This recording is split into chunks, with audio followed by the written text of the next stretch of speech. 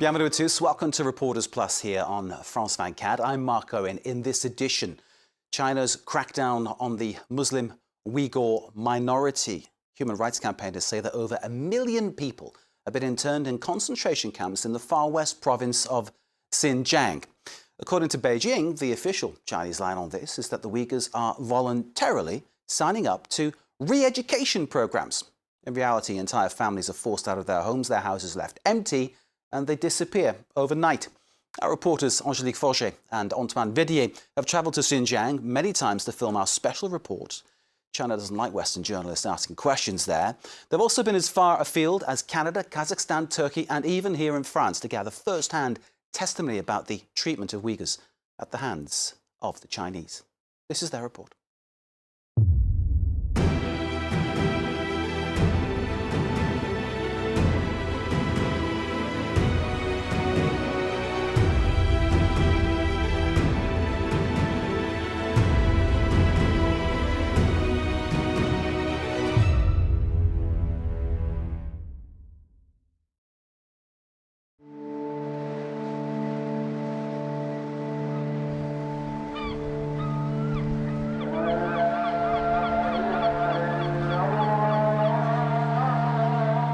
It's a feeling she had forgotten. Something she thought she would never get back.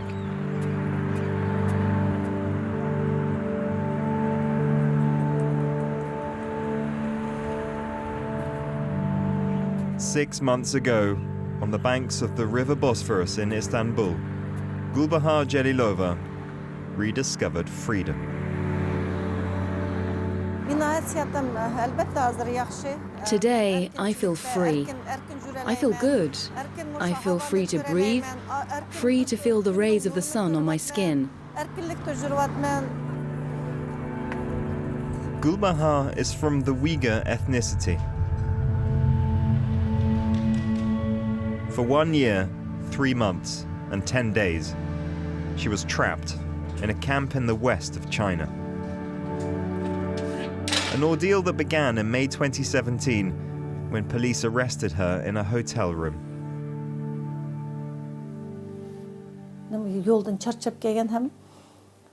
I was exhausted. They took me into a secure room with heavy metal doors, which made a lot of noise when they were opened. The room was around 20 meters squared, and there was no window. There were about 40 women inside. Half of them were standing up. The others were lying on the ground against each other. All of them wore heavy chains on their feet. In the cells, Gulbahar says conditions were difficult, with a lack of basic hygiene, water, and food. She also says she was subjected to brainwashing. They wanted her to give full allegiance to the Communist Party. Once a week, they showed us a video of Xi Jinping.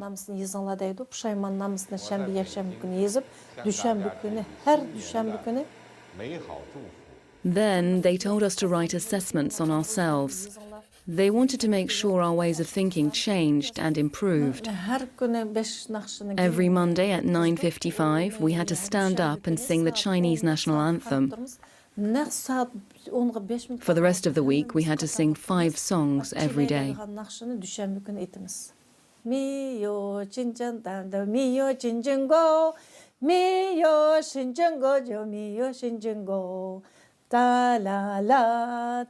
I've forgotten the rest. Chilai, chilai, chilai. Na na na na na na na na na. We sang this kind of song. If we didn't sing, they didn't give us any food. And then they punished us.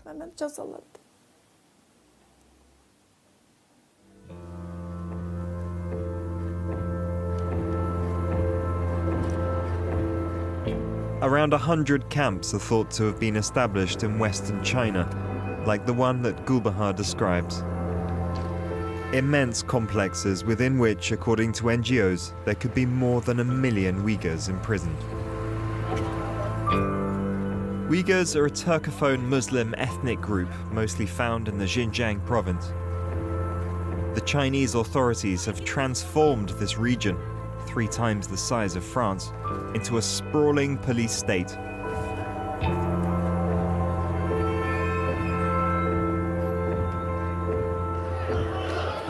Beijing has been pressuring this community due to a number of uprisings in Xinjiang over the past few years.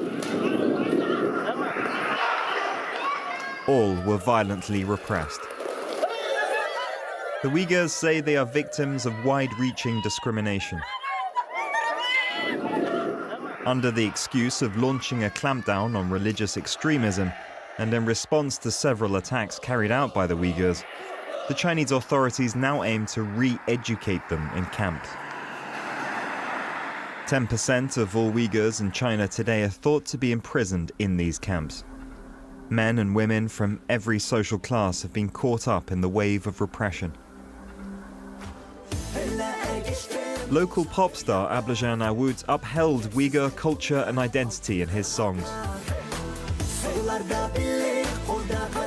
He has also been imprisoned in this new system of Chinese concentration camps.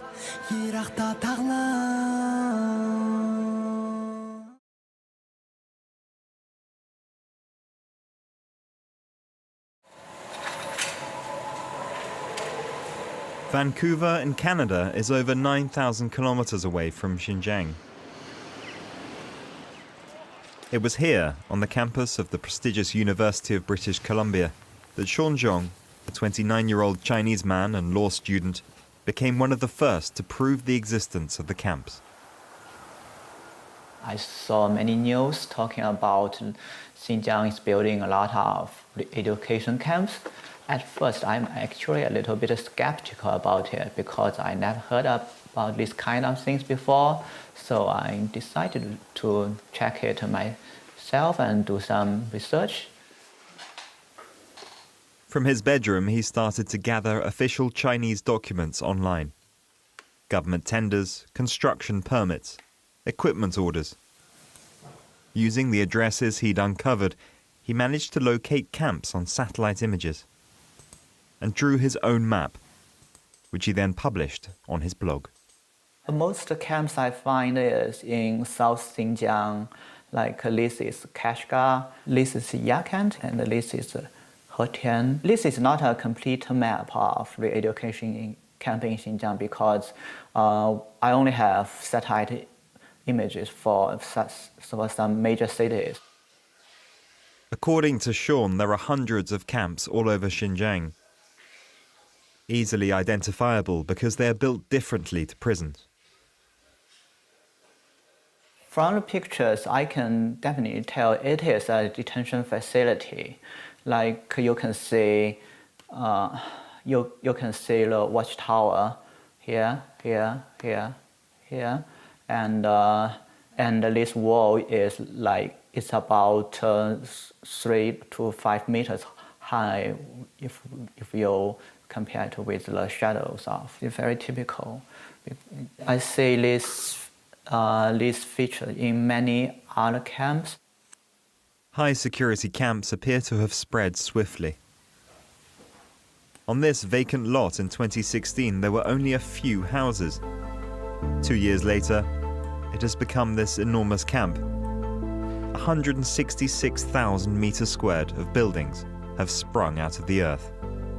According to a restricted document that Sean was able to dig up, this camp could house over 8,000 people. Obviously, this camp is expanding. I think one reason is they are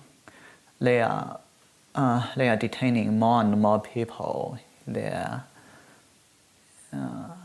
They have to build new camps to accommodate new detainees.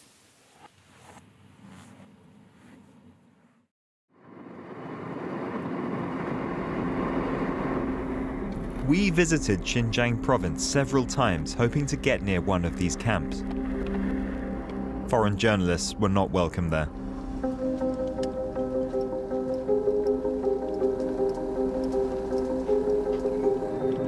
As soon as we arrived, we were followed by several vehicles like this white car.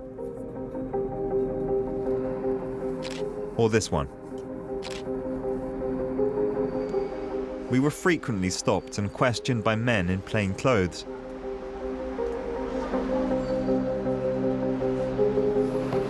And forbidden from filming in the street.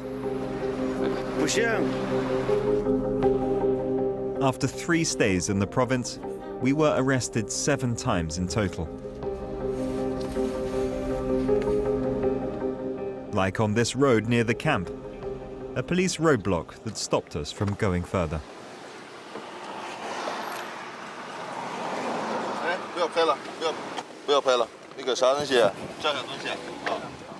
We were then taken to this police station, where agents verified our identity and interrogated us. We filmed secretly. You are journalists? In Shanghai? What did you come here to do?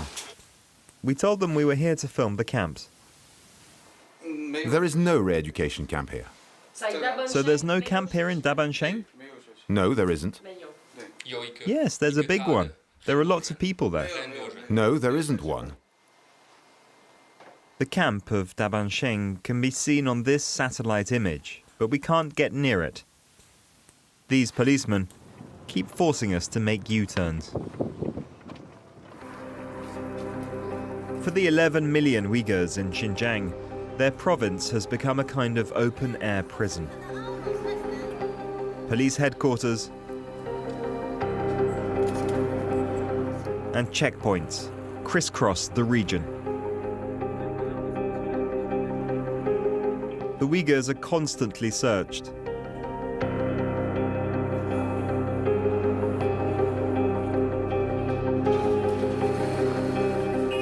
And the contents of their mobile phones checked regularly. Xinjiang is at the forefront of a new facial recognition system now deployed across China. Hundreds of thousands of cameras watch every street and every mosque.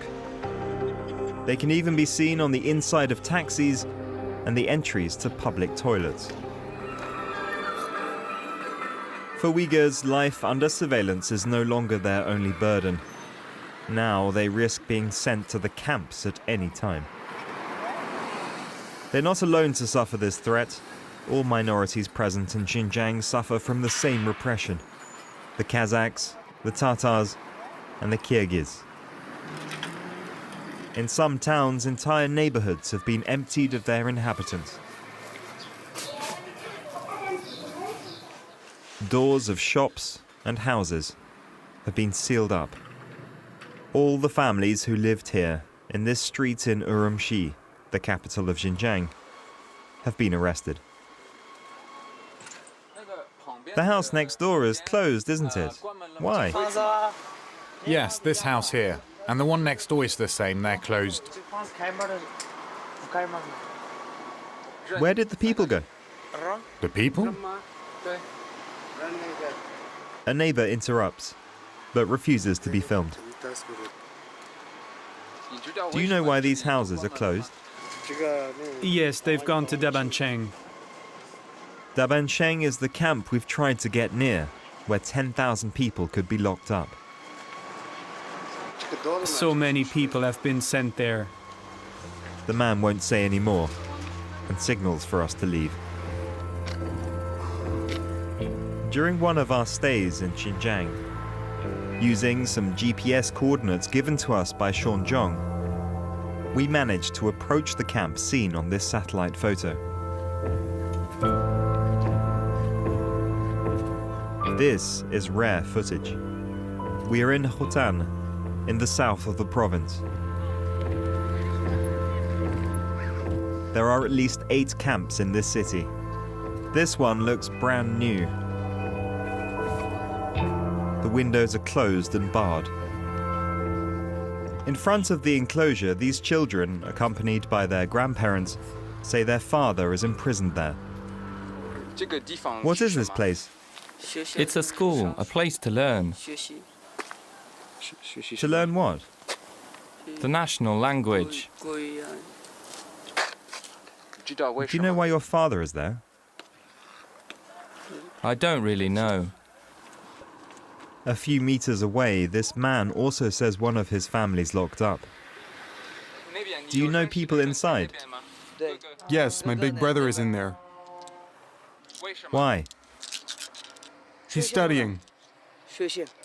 But why was he sent here? We don't know. Do you know what he's studying? The Communist Party. We weren't able to go inside the camp. But in the west of Xinjiang, one Chinese journalist was able to film with a hidden camera. In August 2018, the building was still under construction. Since then, more than 1,000 people have been locked up there. Inside, there appear to be dormitories that looked like prison cells. On each floor, 3 classrooms, like this one with slogans on the wall. Follow the directives of President Xi Jinping on socialism with Chinese characteristics for a new era.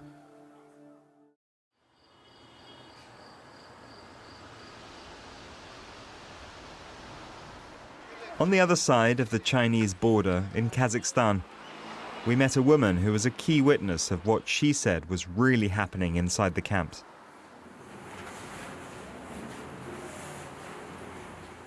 Seragul Sotbey is Chinese of Kazakh ethnicity. In November 2017, she was forcibly taken to a camp and made to teach Mandarin to detainees.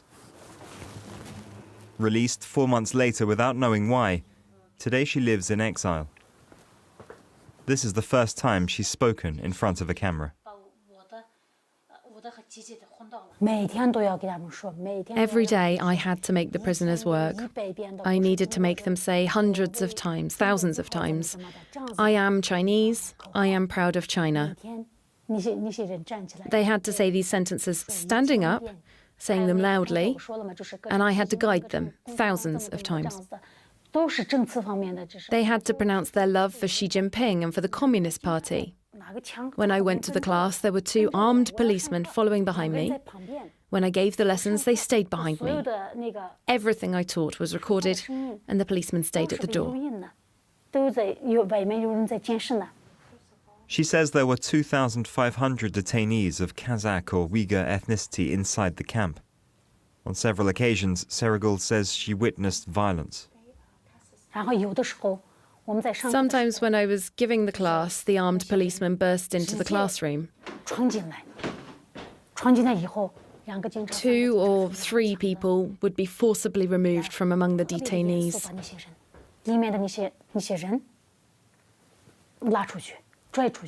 I never saw those people again. Sometimes in the evening at dinner, we would hear people calling out for help. Those voices, they were the saddest voices I've ever heard. We thought they were being tortured.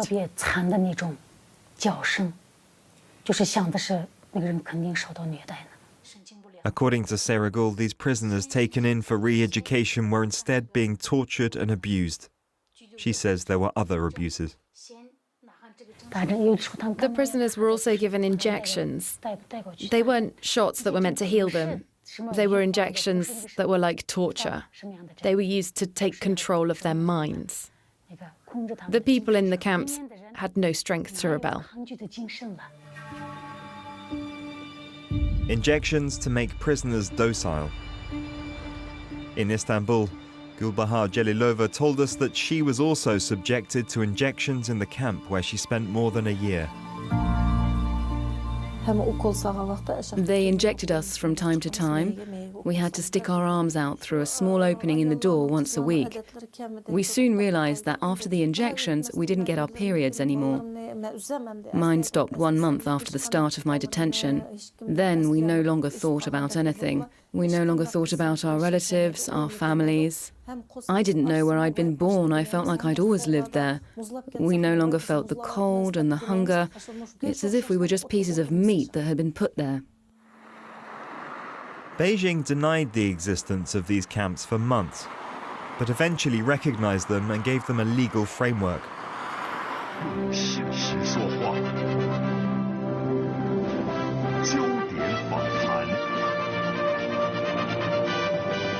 您好，观众朋友，欢迎您收看今天的焦点访谈。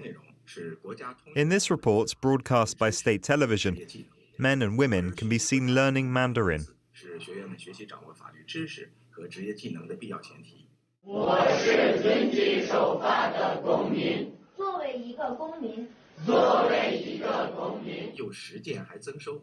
They also receive vocational training such as sewing or carpentry.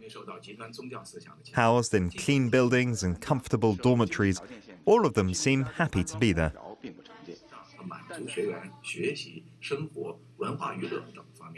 Before I was poor in spirit, but now that's over. I can become rich. I'd rather not think about where I would be if I weren't here studying. Maybe I would have joined the religious extremists and become a criminal. The government and the party found me in time, and they saved me.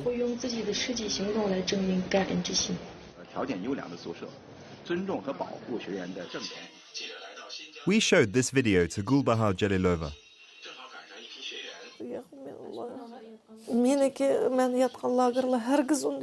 The camps where I stayed were not at all like that.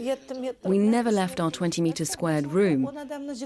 In this, they showed 10, 12 people and they said, look how well they're doing. But the people in all the other camps are suffering. I've just left a camp and I can tell you it's nothing at all like that. It's a lie. It's not true at all. Gulbahar describes women held against their will and arbitrarily imprisoned. In this notebook, she records the name of her fellow prisoners and the reasons for their arrest. As soon as I remember a name, I write it down. Alia, locked up because she travelled to Turkey. Fatima, 52 years old, English translator, that's why she was arrested. Anisam, arrested because she kept a photo on her phone of a girl praying. Magarfret, she was arrested for wearing a scarf.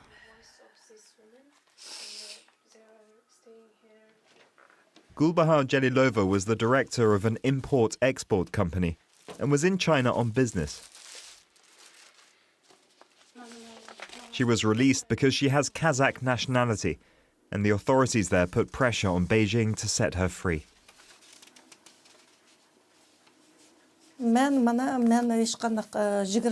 I was doing business in China for 20 years. I'm not a terrorist. I'm just a normal businesswoman and a mother of 3 children. When I got home, my children told me they had never stopped fighting to get me out. I was lucky to get out of a place where they'd accused me of terrorism.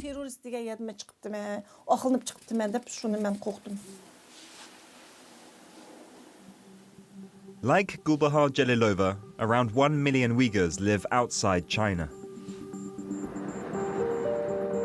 Among them, some fear a forced return to Xinjiang because the wave of repression launched by Beijing is now reaching over the borders of China.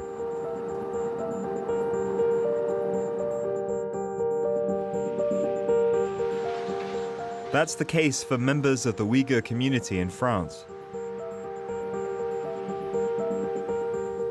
For several months, the Chinese embassy in France has refused to give documents to members of the diaspora that are necessary in order to receive their identity papers.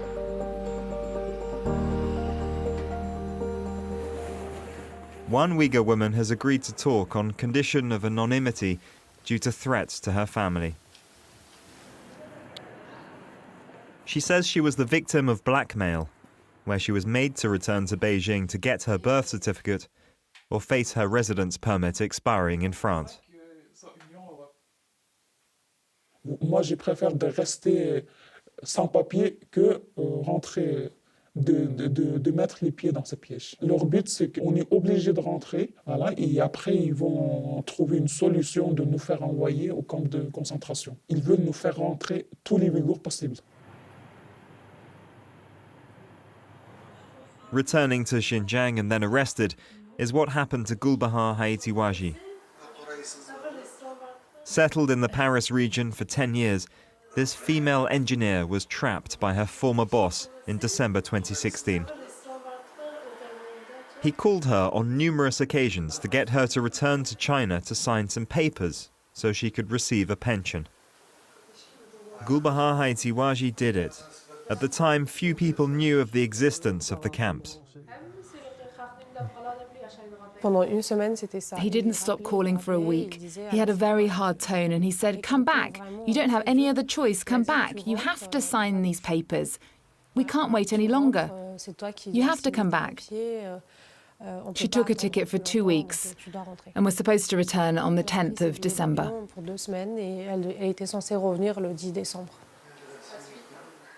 On arrival in China, her passport was confiscated and her husband and 2 daughters lost all contact with her. They had no news for 6 months. It was very hard, and then in June or July 2017, or about 6 months afterwards, my aunt called and said my mother was in a re-education camp. I believe she said she's in re-education, she's in training or at school. But we never realized it would go so far and that it would last so long with all these camps and millions of prisoners. We never imagined that.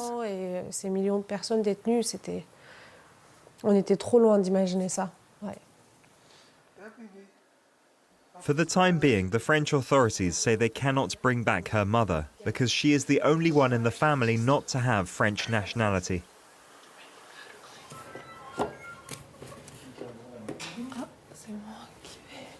But her family haven't given up hope.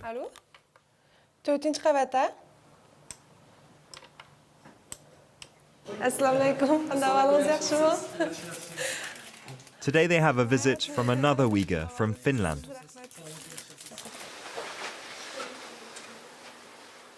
For several months, Halmurat Harry has been travelling the world to meet the diaspora.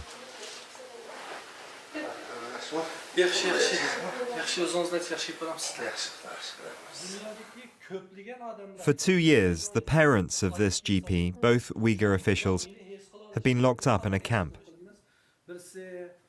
They have since been freed and placed under house arrest. But Halmurat has not stopped fighting and has become one of the spokesmen of his community. I think it's very important and significant for us, all of us, like exchange our experiences and encouraging us and show our sympathy to each other and let each other feel that we are not alone, and if we unite together, we'll be powerful. Halmurat Harry left Xinjiang when he was 19 years old.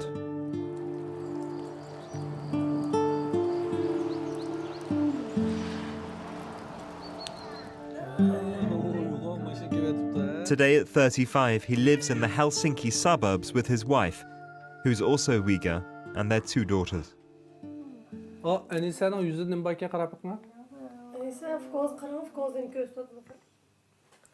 Well, we really enjoy to live here, and we feel at home here. Not because the culture and everything, because we enjoy freedom here. We live with our human dignity, human rights. His last trip to Xinjiang was in summer 2016. That's the last time he saw his family. Look, I show you something like my picture. There is a picture, so. See, it's me and my beloved wife. It's Uyghur traditional clothing. We took the picture when we last time visit our parents in Turpan. Knowing his people were in danger, last year he created an association to identify the victims of Chinese internment camps. I want to let the world know what happened to my people, to my parents.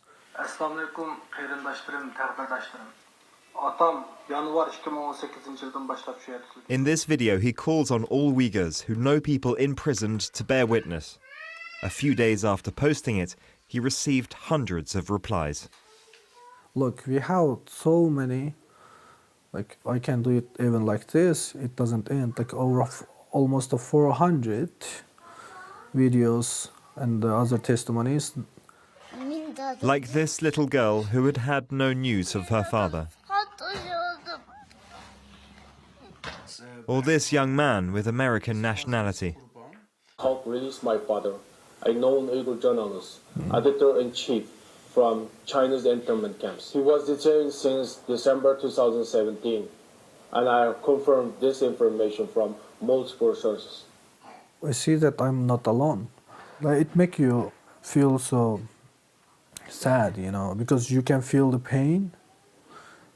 You have exact same struggle, exact same pain in you, and you can feel their pain, and it makes you so emotional.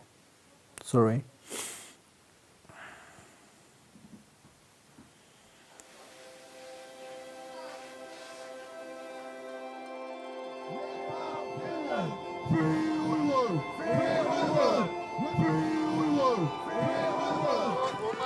Halmarat regularly organizes protests to raise public awareness.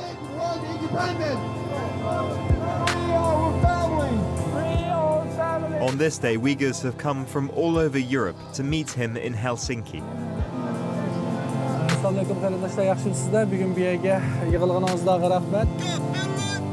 In their hands is a flag forbidden in China, that of Oriental Turkestan. Oriental Turkestan is the name the Uyghurs give to their region, which the Chinese call Xinjiang. Some Uyghurs think that the survival of their people relies on the independence of their region. Communist China has administered the province since 1949. Is it the solution? That's a solution we will like to have. The reason is we have established independence in the past, within the 20th century itself. First time in 1933 and second time in 1944. So we're not a country that has never established independence or never were able to run a government. We have a track record of doing that. There is extra urgency for these protesters because everyone here has a father, a brother or a sister locked up. Erkin Yacob has lived in Europe for 9 years. His nephew stayed behind in Xinjiang and was sent to a camp. We feel really, how would you say it, weak, helpless. There aren't many of us, as you can see. There aren't many people who can speak up for us. They are suffering extremely. He's dying. I'm not exaggerating. Gathered here, Halmarat and the others promise to carry the voice of their community wherever they go. And not lose their loved ones to the biggest mass internment of the 21st century. A report on the plight of the Uyghurs in China by Angélique Forget and Antoine Védier. This is Reporters on France 24. Stay with us.